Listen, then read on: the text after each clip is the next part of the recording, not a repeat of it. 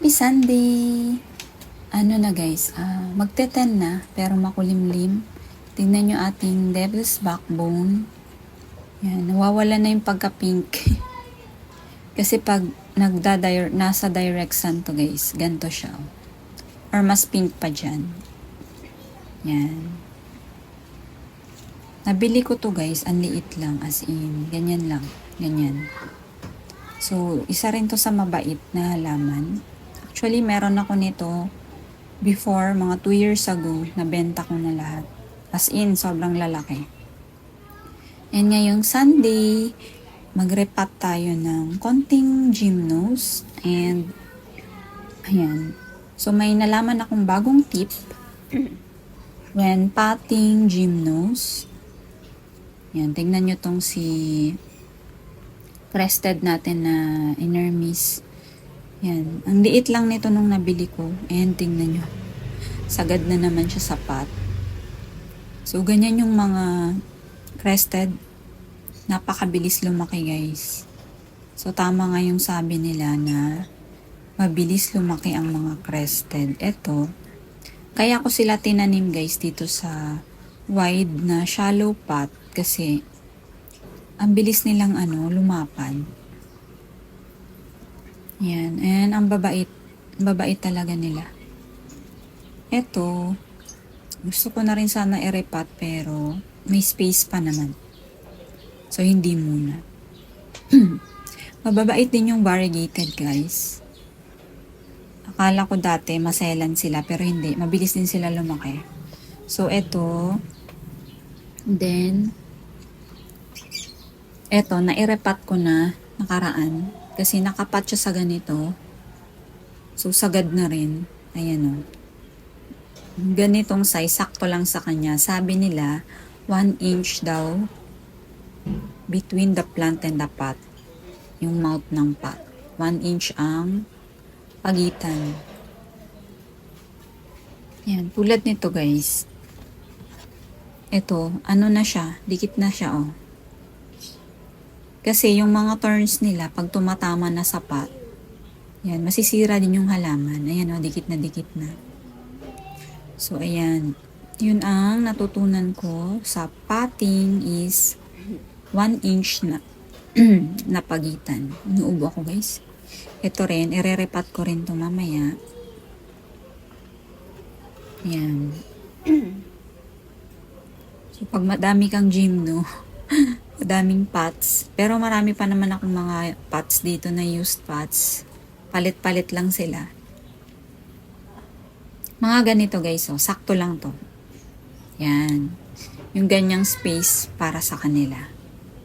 Yan, tamang-tama lang. Makakahinga yung yung turns nila.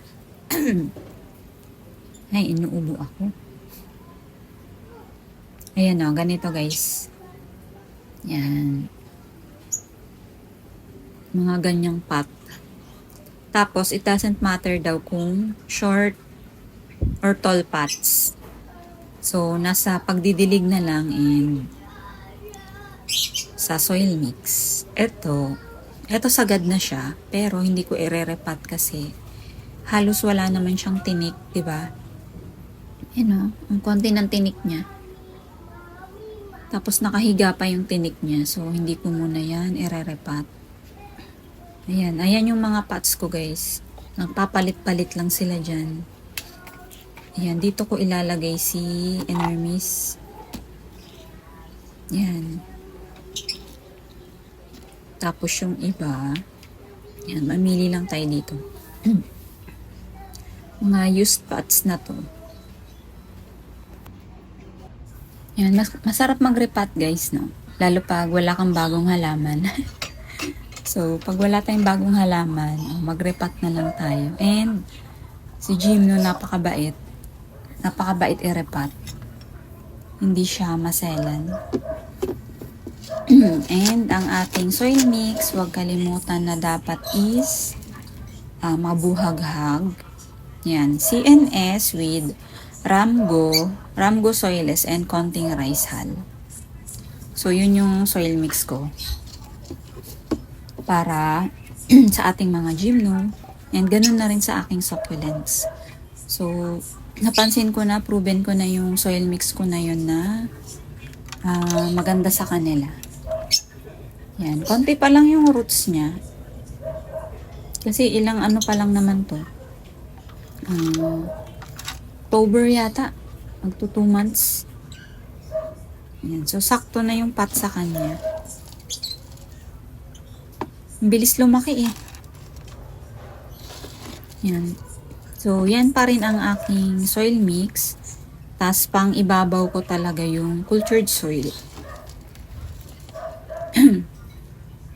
Yung cultured soil pala guys, napansin ko sa gymnos, okay siya. Bisa sa ano ko guys sa experience ko.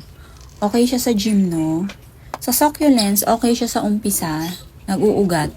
Pero katagalan, hindi na gumaganda yung succulents sa kanya. Kaya pan-toppings ko na lang talaga yung cultured soil, lalo na sa succulents. Pero sa gymno, astro, maganda. Maganda yung cultured soil.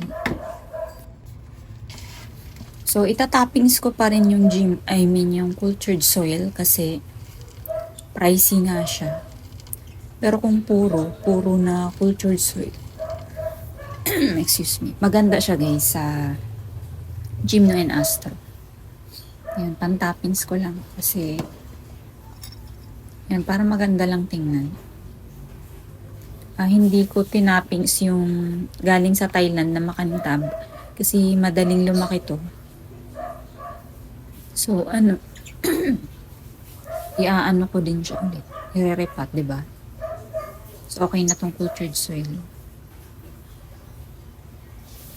Yan o. Medyo nakaangat, pero okay lang. Yan, napakabait. Yan, ito naman sila. Dito ko na lang ipapat. Wala na akong ibang pot eh. Yan. Parang malaki masyado, pero yan na kasi yung pinakamaliit dito. I-ano ko na lang sa dilig.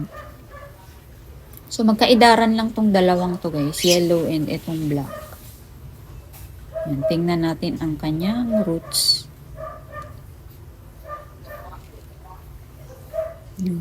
Konti pa lang.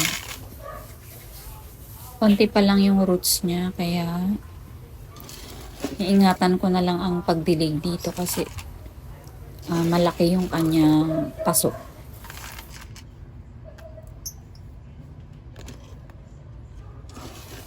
Mura lang guys, bili ko dito sa gym na to. Pero ang ganda ng niya. Ang ganda ng marbling niya. Diba?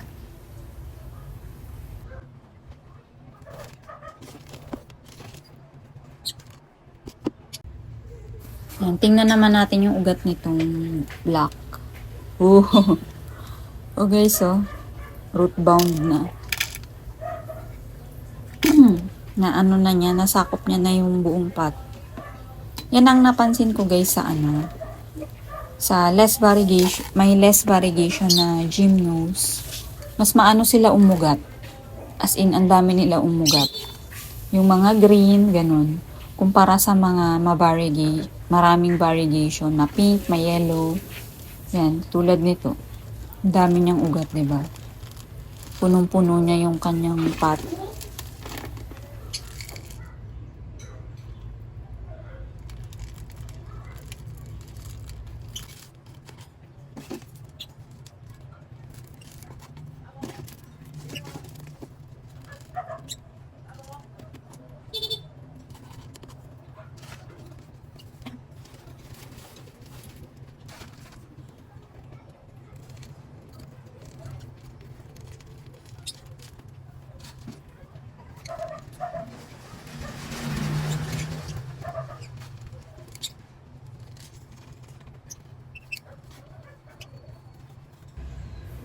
So, ayan, natapos na natin i-repat tong tatlo.